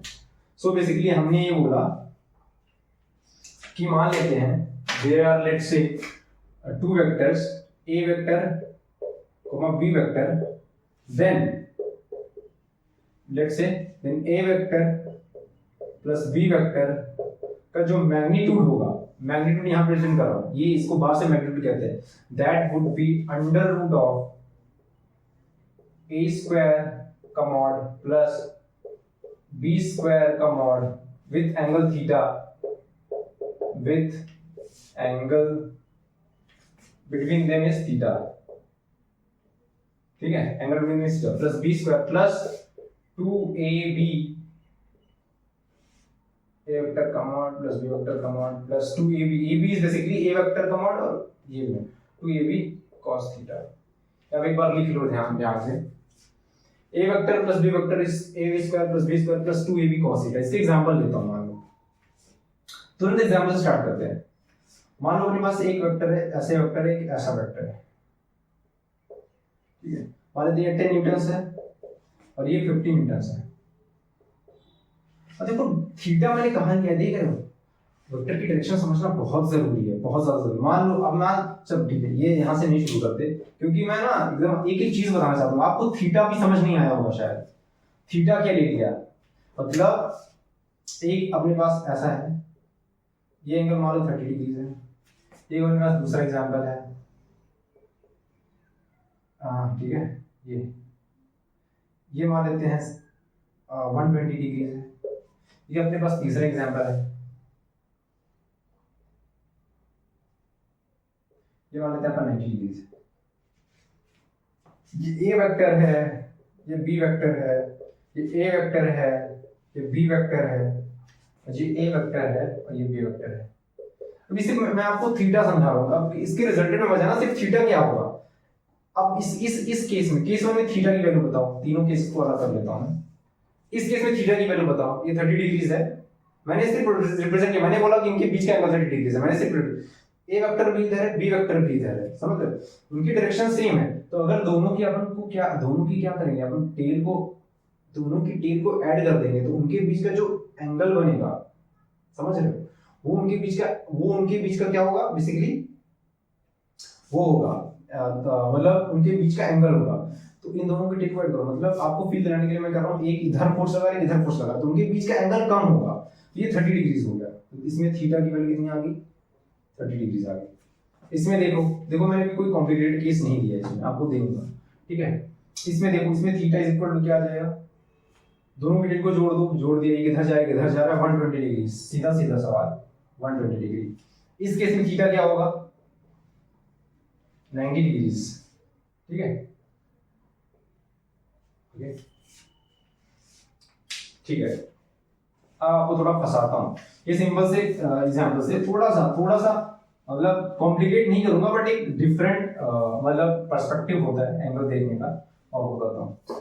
मान लो एक वेक्टर ऐसा है, ठीक है, और लेट्स से दूसरा वेक्टर ऐसा है, इनके बीच का मान लो ये एंगल बोल दिया मैंने 160, ये ए वेक्टर है, ये बी वेक्टर है, इन दोनों के बीच का थीटा बताओ, what would be theta of this angle. थोड़ा सोचो, पॉज करो और फिर सोचो क्या हो सकता है एंगल। चलो ठीक है, बताओ। देखो ए वेक्टर इधर है, बी वेक्टर इधर है, तो आपको एक बार में अगर आप बोल दोगे तो 160 डिग्री, सर 160 डिग्री तो है, गलत है, 160 डिग्री नहीं है इन दोनों के बीच का एंगल यार। सोचो क्या हो सकता है। देखो अभी मैंने क्या बोला, एक जुगाड़ के तौर पे बोला कि दोनों की टेल्स को ऐड कर दो, उनके बीच का जो एंगल होता है, तब जो एंगल हो जाएगा वही एंगल हो जाएगा। तो एक जुगाड़ नंबर 1, ये जुगाड़ क्यों बोल रहा हूं, क्योंकि ये तरीका होता है, जिसको ज्यादा फील नहीं आ रही, जिसको ज्यादा चमक नहीं रहा, वो इस जुगाड़ को यूज करेगा, आंख बंद करके उसका आंसर आ जाएगा। इन दोनों की टेल्स को ऐड कर दो, ये टेल रही इसकी और ये बी वेक्टर की ये टेल रही, इन दोनों को ऐड कर दो, मतलब या तो इसको इधर ट्रांसपोज कर दो, इसकी टेल को ऐसे पैरेलली ट्रांसपोज करो, ये नहीं कि इसको घुमा दो, घुमा नहीं सकते आप, इसको ऐसे लाओ, पैरेलल ऐसे कर सकते हो, पैरेलली यहां पे कर दो। तो जुगाड़ नंबर 1 टेल्स ऐड कर दिया मैंने, ये अपने पास क्या रहा, बी वेक्टर रहा, और दूसरा वेक्टर क्या रहा, ए वेक्टर।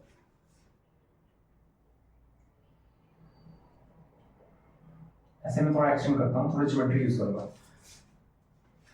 एक सेकंड,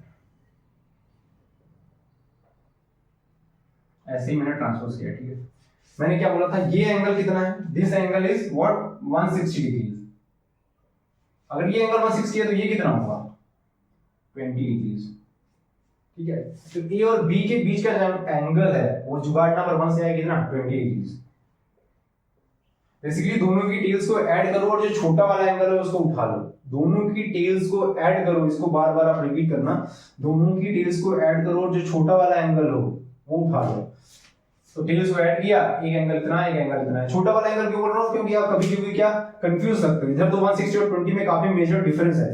एक तीसरा एग्जांपल देता हूं आपको, हर एक केस हर एक सिनेरियो समझा देता हूं ताकि आप थीटा में मत फंसो। क्योंकि अगर आपको सारी कॉन्सेप्ट पता है बट आपको थीटा ही नहीं पता तो आप निकाल ही नहीं सकते, ये फॉर्मूले से आंसर ही नहीं निकाल पाओगे, आप गलत आंसर निकालोगे, जो कि बहुत गलती कर दोगे। तो अभी आप गलत आंसर कैसे निकालोगे बताता हूं।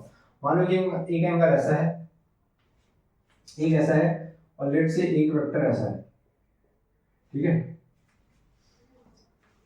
Okay, let say this is A vector and this is B vector, और ये जो एंगल मैंने बोल दिया late say this is 95 degree, ठीक है।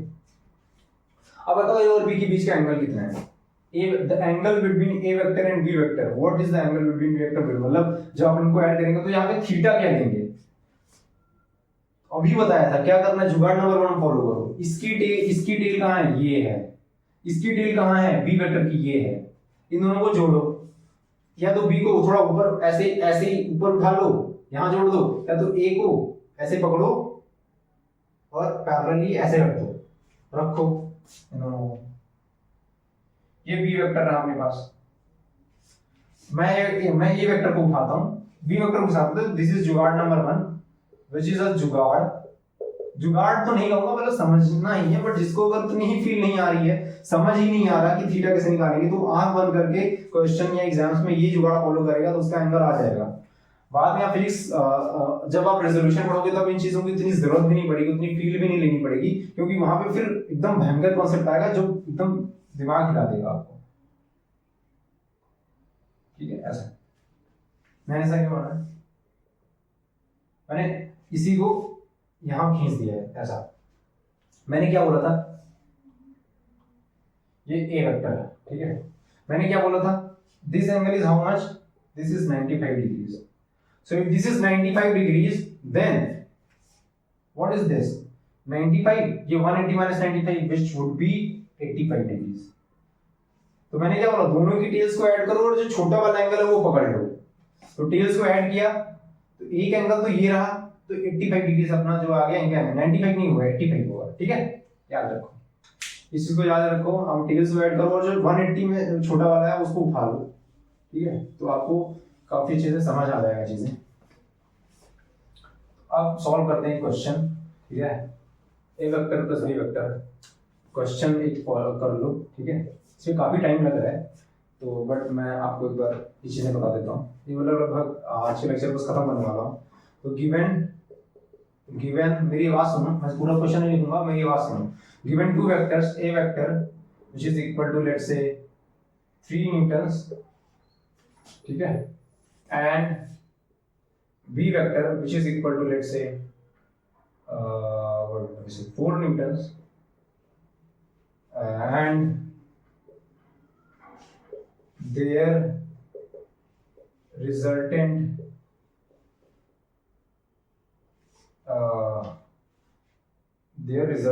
is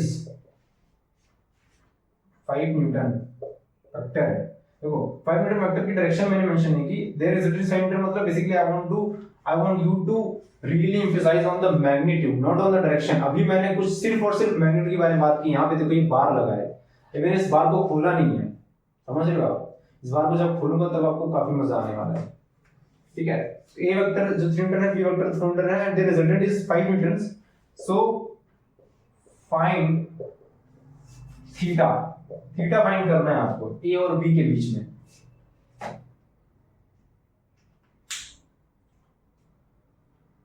पॉज करो, ट्राई करो इसको, फिर मैं इसको सॉल्व करता हूँ। ठीक है, ये फॉर्मूला देख लो, ये फॉर्मूला अप्लाई करना है, यही फॉर्मूला अप्लाई करना है, कुछ नहीं करना। ठीक है, चलो आते हैं आते आते हैं अभी आपको बहुत ज्यादा कंफ्यूजन आएगी, और मैंने कंफ्यूजन को जानबूझ के दूर नहीं किया, पता है, मैंने सब कुछ पढ़ा दिया आपको, वेक्टर का कंडीशन बता दी, बट उस कंफ्यूजन को जानबूझ के दूर नहीं, क्योंकि मेरी जो फिलॉसफी है, मैं जो सोचता हूँ वो सोचता हूँ कि मैं आपको ना एग्जांपल्स दे के फिर कंफ्यूजन क्रिएट करूँ, फिर वहां से आपको कंफ्यूजन दूर करूँ, क्योंकि एग्जाम में ना आपको कंफ्यूजन थ्योरी में नहीं आने वाली, एग्जाम में आप जब क्वेश्चन सॉल्व करोगे ना तब आपको कंफ्यूजन आने वाली है। तो उस टाइप की कंफ्यूजन की प्रैक्टिस करेंगे, उस टाइप की इश्यूज की प्रैक्टिस करेंगे अपन। ठीक है, तो जुगाड़ नंबर 1 आपने देख लिया, दोनों की टेबल्स को पुट्स को ऐड करना है, दोनों की टेबल्स को ऐड करना है। तो अभी 3 न्यूटन है, तो मान लेते हैं अपन को नहीं पता है थीटा, तो कुछ भी मान लेंगे। ठीक है, देखो जो रिप्रेजेंटल फॉर्म में है उससे थीटा कुछ अलग ही आ जाता है। मान लो आपने थीटा को ऐसे ही रिप्रेजेंट किया, but theta is equal to मान लो 150 डिग्री आ गया, तो मार्क करके आगे बढ़ो, 150 डिग्री इज राइट। ये नहीं कि आपने जो असम्पशन लिया इस हिसाब से भाई 30 डिग्री के आसपास लग रहा है बट 150 आ रहा है, तो क्या मेरा थीटा गलत है या फिर मैंने कुछ गलत अज्यूम किया है। मैथ्स जो आंसर दे रही है उसको मान के चलो। ठीक है, इंट्यूशन भी काम आती है, but maths is the first priority. ठीक है, इसीलिए मैथ्स की अपन हेल्प लेते हैं फिजिक्स में। ठीक है, आपको नहीं पता तो मान लो एक 3 न्यूटन का वेक्टर है, 3 न्यूटन का वेक्टर इस डायरेक्शन में मान लेते हैं। ठीक है, मान लो आप 4 न्यूटन का वेक्टर है, किस डायरेक्शन में आप बनाना चाहोगे, किसी भी डायरेक्शन में बना लो। मान लेते हैं कि 4 न्यूटन का जो वेक्टर है वो किधर है, वो मान लेते हैं 4 न्यूटन का वेक्टर इधर है, ये इनके बीच का एंगल क्या हो गया, थीटा। ठीक है, नेट रिजल्ट की डायरेक्शन में नहीं पूछ रहा, नेट रिजल्टेंट का फॉर्मूला क्या आया था, नेट जो रिजल्टेंट वेक्टर है, जो रिजल्टेंट वेक्टर है उसका जो फॉर्मूला आया था वो आया था क्या, under root of A square का mod plus B square plus 2ab, ये हटा देता हूं, मतलब a का मैग्नीट्यूड a है। आप कैसे मैग्नीट्यूड क्या होता है, किसी वेक्टर को आपने बता दिया कि मैंने 3 न्यूटन वेक्टर ऐसे लिख दिया, इसका मैग्नीट्यूड क्या है, जो न्यूमेरिकल वैल्यू है वो इसका मैग्नीट्यूड है, जो n है ये इसका यूनिट है, और जो एरो है ये रिप्रेजेंट करती है क्या, कि दिस इज अ वेक्टर। तीन चीजें हैं इसमें, ये numerical value which is magnitude, ये यूनिट, और ये ऊपर जो एरो है this represent that this thing is a vector. क्योंकि अब ठीक है चलो ठीक है, इसके बाद में आते हैं। थीटा मान लिया, रिजल्टेंट का मैग्नीट्यूड क्या है, रिजल्टेंट को मैंने ऐसे रिप्रेजेंट किया, अभी मैंने क्या बताया, जो न्यूमेरिकल वैल्यू होती है वही इसका क्या होता है, मैग्नीट्यूड होता है। उठा लो भाई 5 न्यूटन, तो 5 इसका मैग्नीट्यूड हो गया, which is equal to under root of a square. देखो अभी तक मैंने ये नहीं बताया था कि किसी वेक्टर को रिप्रेजेंट करोगे तो उसका मैग्नीट्यूड क्या होगा, तो जब आप सॉल्व करने जाओगे, जब आपको मैग्नीट्यूड लेना पड़ेगा तो आपको कंफ्यूजन क्रिएट हो जाती है कि यार मैग्नीट्यूड क्या लो, तो मैंने तब बताया आपको कि ये मैग्नीट्यूड होता है, तो आपको इस चीज से याद रहेगा हमेशा। तो a स्क्वायर, a को मान लिया था आपने क्या, 3 Newton, this is a, this is b, 4 Newton. ठीक है, a का मैग्नीट्यूड क्या है 3, तो 3 स्क्वायर प्लस b का मैग्नीट्यूड क्या है 4 स्क्वायर प्लस, अब यहाँ पे थोड़ा सा कंफ्यूज होते हैं, यहां से लोग थोड़ा बोर हो जाते हैं, मतलब, लेकिन बोर नहीं होना है, अच्छे से लिखना है, इजी चीज है। 2 इंटू a, a क्या है मैग्नीट्यूड इसका, a मतलब 3 हो गया, इंटू क्या लिखना है b क्या है अपने पास 4 into cos theta.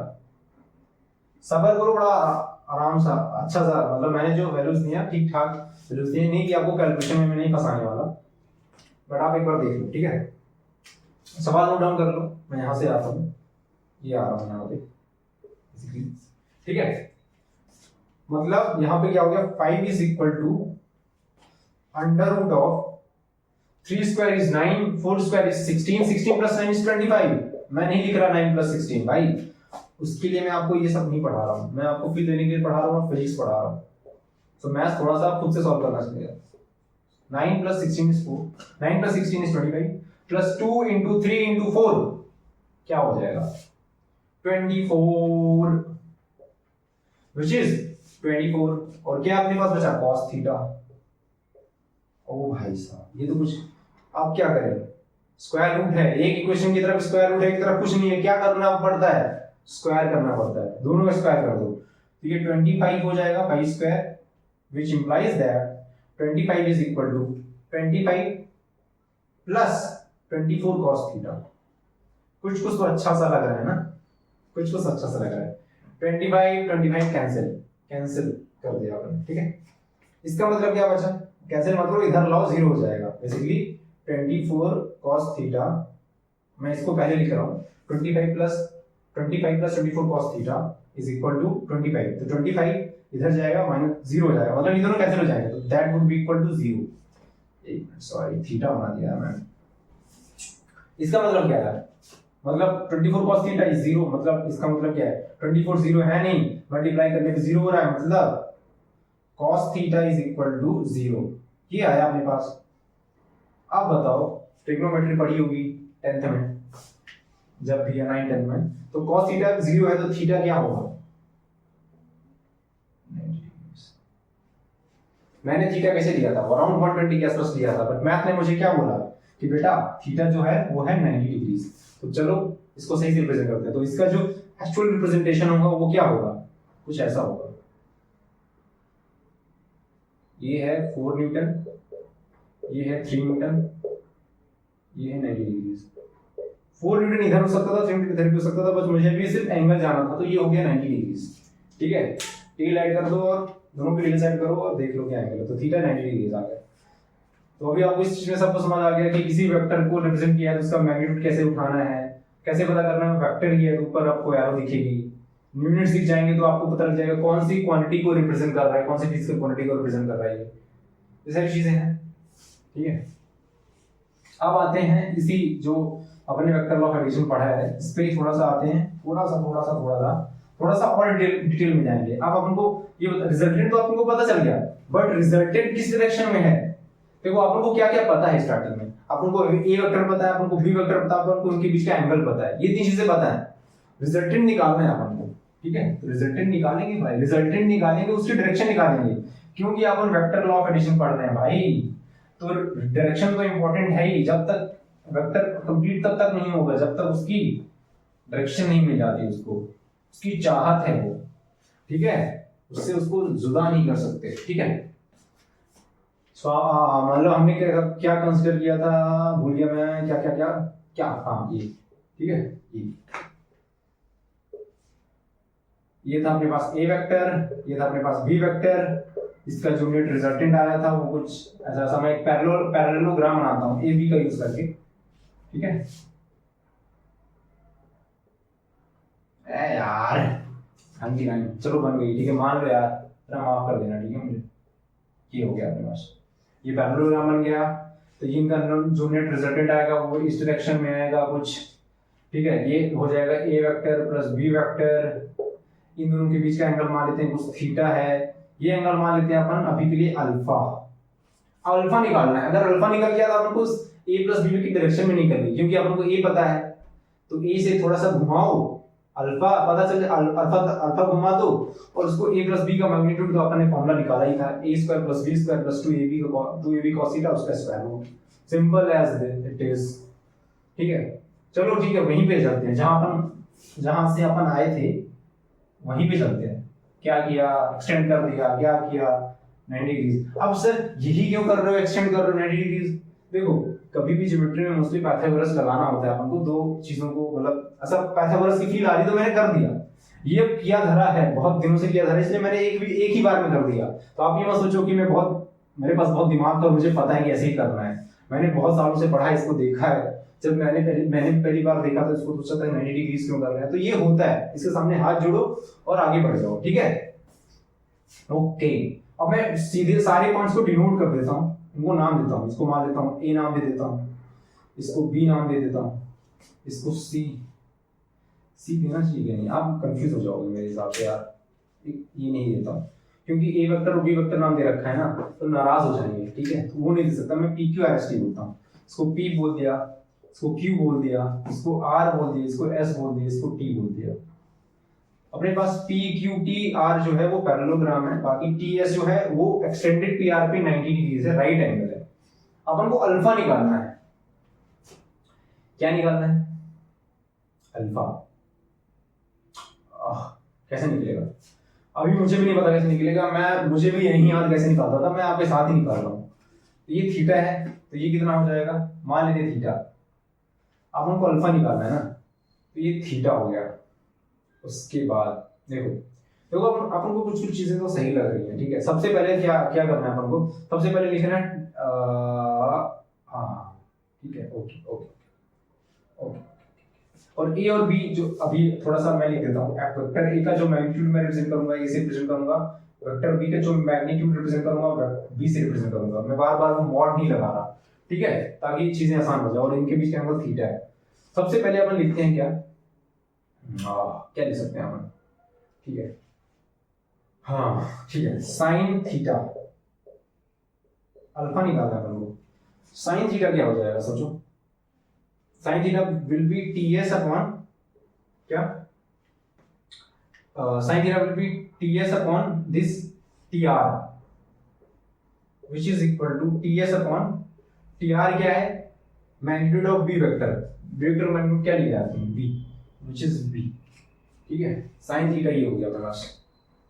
Sign alpha, sine alpha क्या हो गया, T S upon sine alpha in this angle P, triangle P T S, sine alpha is this normal या perpendicular T S upon hypotenuse, या क्या हो गया पीटी, पीटी इज और magnitude, magnitude of A vector plus B vector, और अपन उसको consider नहीं कर रहे हैं, ठीक है।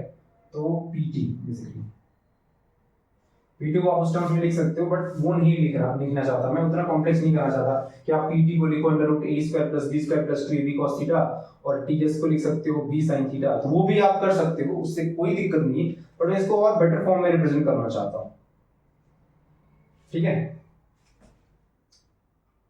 तो उसका क्या तरीका हो सकता है, ठीक है, ओके ओके ओके, इसका ठीक है। तो सबसे पहले अपन tan अल्फा भी लिख सकते हैं। देखो आंसर तो आ गया, बट मैं इसको और सिंपल कर रहा हूं। tan अल्फा को अपन लिख सकते हैं tr ts upon ps, ts upon ps। अब उनको यही निकालना है, ठीक है, tan अल्फा ही निकालना है। तो ps को अपन क्या लिख सकते हैं बेसिकली, हाँ ts को लिख दिया अपन ने क्या, which is b sin theta, तो यहां पे टीएस को लिख दिया b sin थीटा अपॉन में नीचे क्या लिखा पीएस, पीएस को क्या लिख सकते हैं अपन, which is P R plus R S, which is P R plus R S, ठीक है। तो this is P R plus R S, कैसे आ रहा है आपको, PS is P R plus R S, इस बार देखो PS is P R plus R S, ठीक है। सो ये हो गया अपने पास क्या, b sin थीटा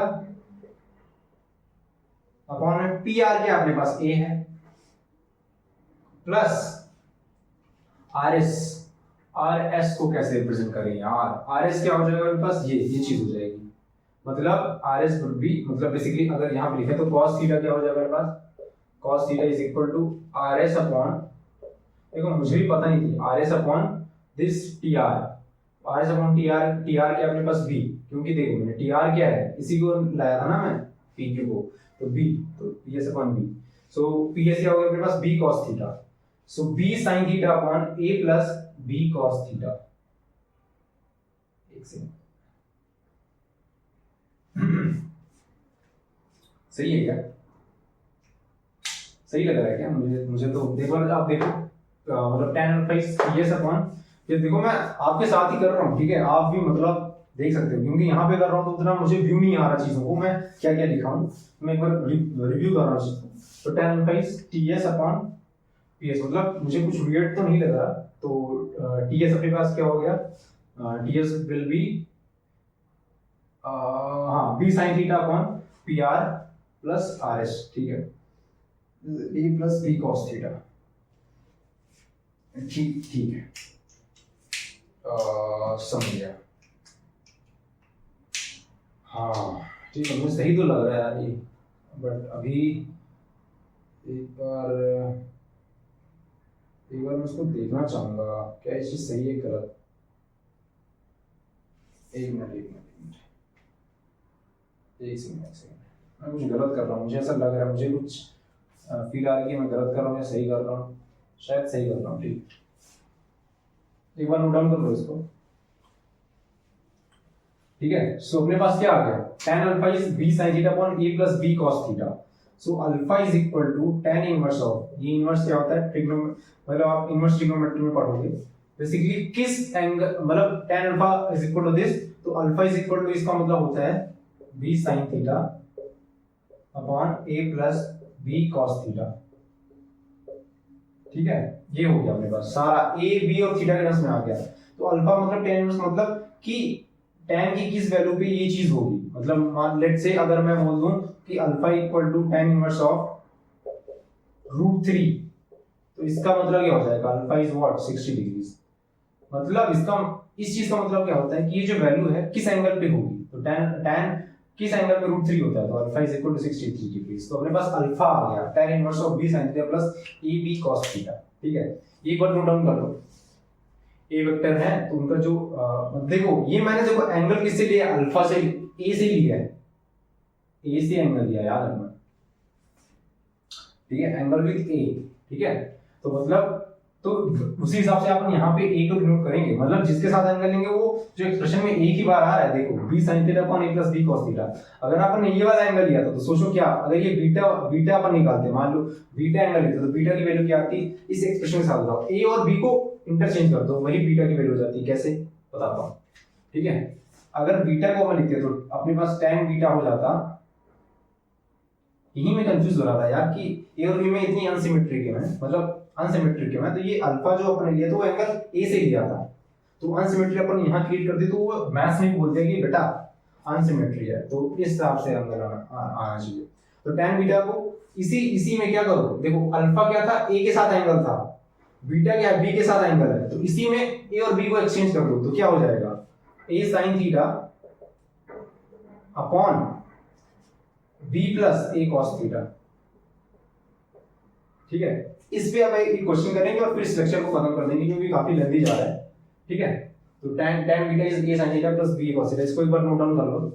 तो मैं फिर अपन को एक क्वेश्चन करता हूँ, उस क्वेश्चन को ठीक ठाक क्वेश्चन रहेगा वो, तो उसको आप होमवर्क में भी ले जा सकते हो, बाद में सॉल्व करके आ सकते हो, मैं अभी उसका सोल्यूशन भी बता ही दूंगा प्रोबेबली, या फिर ठीक है एक क्वेश्चन देता हूँ उसका सोल्यूशन नहीं बताता मैं, बस आप आराम से टाइम लेके उसको सॉल्व करना, अच्छे से एक एक चीज समझ के करना, कुछ भी चीज अज्यूम मत करना, क्योंकि मैंने अभी कोई ऐसा अजम्पशन लिया नहीं है, सब चीज आपको एक्सप्लेन की है अच्छे से, तो आप कोई अजम्पशन मत लेना कि चलो ठीक है 90% मतलब आप एक स्टेप 1 पे हो, आप यहाँ से जंप करते हो स्टेप 2 पे। ठीक है, तो मैं काफी आपको बता रहा हूँ, तो स्टेप 1 और स्टेप 2 के बीच में ना आप 90% एक्यूरेसी के साथ मत जाना, मत जाओ, 100% अगर श्योर हो तब स्टेप 1 से स्टेप 2 जाओ, नहीं तो स्टेप 1 पे ही रहो और यहीं पे रहो। तुम बुक पढ़ो, कुछ पढ़ो, बस सोल्यूशन मत देखो, तुम बुक पढ़ो, चीजें पढ़ो, और उसके बाद आपको लगता है कि दिस इज 100% करेक्ट, देन आप स्टेप 1 से स्टेप 2 में जाओ, और ये हैबिट हमें आप आज के लिए नहीं हमेशा के लिए डाल लो।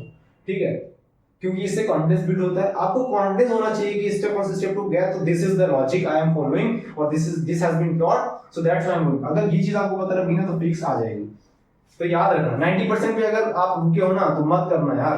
ठीक है, यही स्टेप 1 पे रुके रहना, मैं अगले दिन आके आपको अगले लेक्चर में सॉल्यूशन बता दूंगा, तो आप उसको समझना हो या फिर खुद से ट्राई करना और चीजें पढ़ना जानना, और तब आपको लगता है तब आप सॉल्व करना। ठीक है, एक मैंने यूं दे दिया। कुछ लोग क्या करते हैं ना कि पूरा आंसर निकाल लेंगे कुछ भी सीताराम जैसा, उसके बाद मतलब उसमें 10 प्रकार की असम्पशंस रहेंगी, मतलब डाउट रहेगा यार हो भी सकता है नहीं भी हो सकता है, और फिर उनको मैं सॉल्यूशन बता दूंगा, वो खुश हो जाएंगे कि उनका आंसर सही है, but basically they are not going to score a lot in their exams because they are not confident of their logic. Okay, exam के प्रश्न में गलत करके आ जाएंगे चीज को, क्योंकि एग्जाम में 2 मिनट का टाइम होता है, वहां पर उन्होंने 10 मिनट ले लिया, तो अभी आप 1 घंटे लो बट आप श्योर रहो। ठीक है, आप 1 घंटे से 2 मिनट पे भी आ जाओगे बहुत कम टाइम में, लेकिन आपने अगर अभी हड़बड़ी कर दी, बहुत जल्दीबाजी करने की कोशिश की, आप सोचा कि चलो जल्दी जल्दी करता हूँ, जल्दी मत करो, अभी जल्दी मत करो, मैं जब क्वेश्चंस कराऊंगा ना तभी जल्दी मत करना, और जब मैं उस लेवल पे पहुंचा दूंगा आपको, जब आपको लगेगा कि जब मुझे लगेगा कि आप जल्दीबाजी कर सकते हो, आप एकदम ना रैपिड फायर खेलते हैं, तब आप करना, कुछ भी कोई भी जुगाड़ लगाओ बट आंसर निकालो,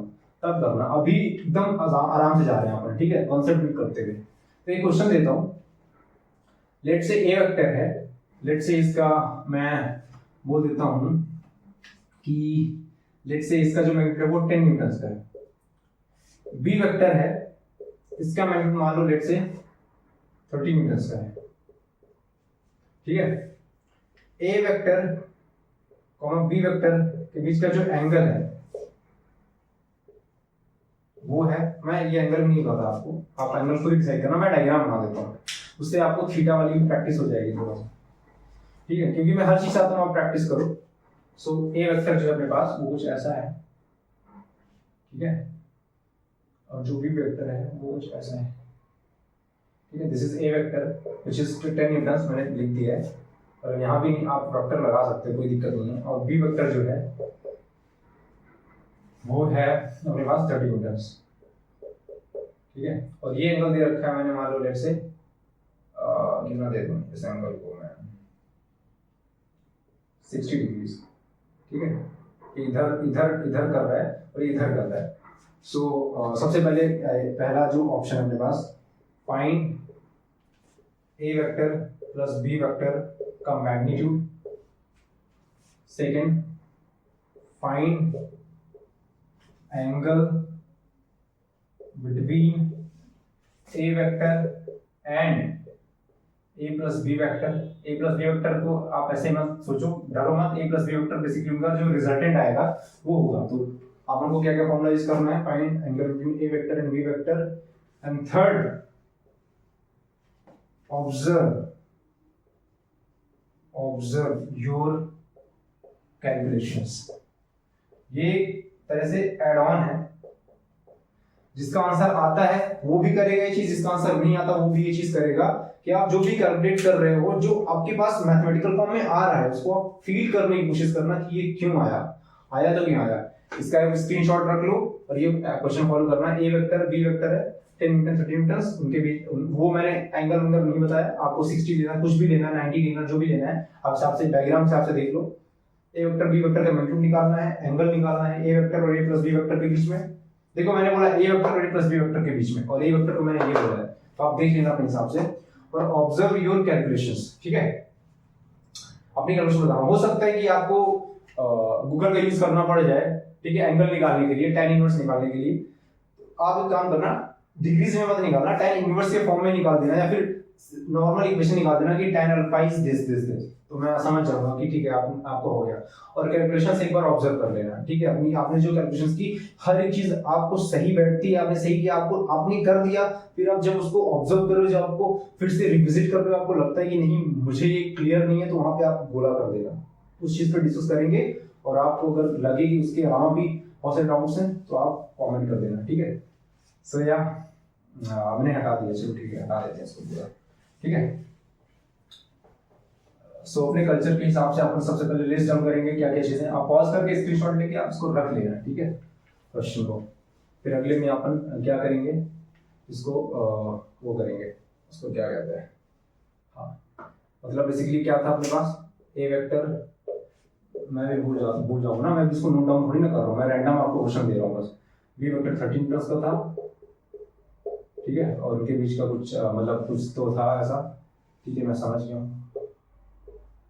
ये था 60 डिग्रीज, ए वेक्टर था, ये बी वेक्टर था, मैं अभी हटा रहा हूँ, फिर से आपके लिए लिख दिया, एरो नहीं है ये, टेल है इसकी, ठीक है, एरो ये है, ये देखो, ठीक है, वेक्टर बी वेक्टर, और जो 3 क्वेश्चन रखे थे वो आप देख लेना एक बार। सो सबसे पहले अपन लिस्ट डाउन कर देते हैं क्या क्या पढ़ा अपन ने। सबसे पहले अपन ने पढ़ा फिजिक्स और मैथमेटिक्स क्यों जरूरी है। पोएम वाला एग्जांपल दिया था कि एक ही लाइन की 10 टीचर 10 मतलब बता देते हैं, फिजिक्स में ऐसा होने लग जाए तो कोई फॉलो ही नहीं कर पाएगा कोई चीज, तो सब अपना अपना ग्रेविटेशनल लॉ लगा रहे, Newton's law of motion, 10 type के, Newton's first law of motion, मतलब Newton 1 law of motion, Newton 2 law of motion, Newton 3, 10 Newton पैदा हो जा रहे हैं अपने, तो इसलिए मैथ्स आगे में साथ अपने को, मतलब this has got our back. And फिर आपने बात की स्केलर्स और वेक्टर्स के बारे में, स्केलर्स एंड वेक्टर्स। आपको ये पता लगे स्केलर्स क्या होते हैं, स्केलर्स रोजमर्रा की चीजें जो होती हैं, केजीज, लीटर्स, ठीक है, सेंटीमीटर क्यूब, मिलीमीटर क्यूब, जो भी जितनी चीजें होती हैं स्केलर्स हो। डिस्टेंस जो हो गया वो स्केलर है, डिस्प्लेसमेंट, वेलोसिटी और फोर्स, ठीक है, प्रेशर जो हो गया स्केलर है, फोर्स जो है वेक्टर है, स्केलर से वेक्टर से बीच में डायरेक्शन समझा, ठीक है। तीसरी चीज होती है वो नहीं अभी डिस्कस करूंगा मैं, टाइम नहीं है, वेक्टर लॉ ऑफ एडिशन समझा अपन ने, तो ये यही आया, ठीक है, वेक्टर लॉ ऑफ एडिशन, ठीक है। तो ये सारी चीजें डिस्कस की अपन ने। अगले लेक्चर में अपन और भी बाकी चीजें डिस्कस करेंगे, एरर्स क्या होती हैं, सारी चीजें। एक बार आपको नोट डाउन करा देता हूँ क्या क्या डिस्कस करने वाले हैं अपन। बेसिकली हाँ, अगले अगले अगले लेक्चर काफी ज्यादा इंथू वाला होने वाला है कि वेक्टर एडिशन तो समझ लिया, वेक्टर को सब्सट्रैक्ट कैसे करते हैं, वेक्टर में कुछ चीज मल्टीप्लाई कैसे करते हैं, दो वेक्टर्स को कैसे मल्टीप्लाई करते हैं, उसका मतलब क्या होता है, सिग्निफिकेंस क्या होता है उन चीजों का, कि दो वेक्टर्स को मल्टीप्लाई करने का क्या सिग्निफिकेंस है, वो चीज सीखेंगे अपन। और फिर अपन सीखेंगे क्या सिग्निफिकेंट डिजिट्स क्या होती हैं। वो एक दूसरा आउट ऑफ द एकदम बॉक्स आ जाएगा टॉपिक, ठीक है, इनसे रिलेटेड नहीं होगा, तो आपको वो चीजें मैं फील करा दूंगा। तो क्या एरर्स क्या होती हैं, सिग्निफिकेंट डिजिट्स क्या होती हैं, राउंड ऑफ कैसे करते हैं, ये आपका इंपॉर्टेंट होगा। ये जो राउंड ऑफ, सिग्निफिकेंट डिजिट्स और एरर्स होगी, ये आपका मतलब इंपॉर्टेंट होगा किसके, एग्जाम पॉइंट ऑफ व्यू से। एग्जाम पे इस पे काफी क्वेश्चंस बन जाते हैं, ठीक है। तो ये चीजें डिस्कस करेंगे। सो यार, that's it for this video and thank you.